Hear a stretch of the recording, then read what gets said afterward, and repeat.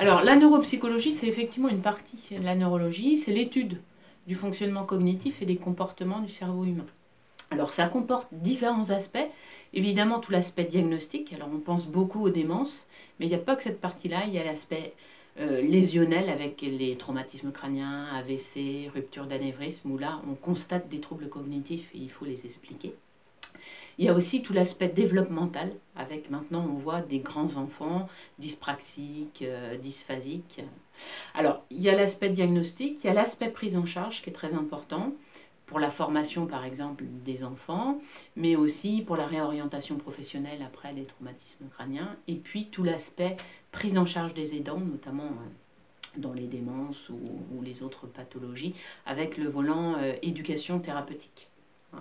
Alors, cette activité, elle peut se faire en consultation, mais aussi en hospitalisation. C'est une activité pluridisciplinaire. On va travailler avec des collègues psychiatres, rééducateurs, gériatres, et puis avec, bien évidemment, les neuropsychologues, les orthophonistes, les ergothérapeutes. Et puis, il ne faut pas oublier le lien qu'on peut faire aussi avec tous les acteurs du médico-social qui prennent ensuite en charge ces personnes.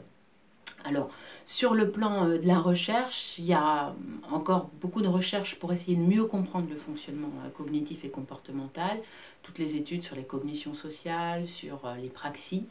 Il y a évidemment les recherches thérapeutiques, notamment dans les démences et dans la maladie d'Alzheimer.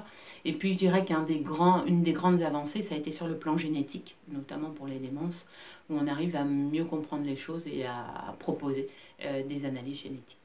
Donc c'est une discipline super intéressante et qu'il faut absolument faire.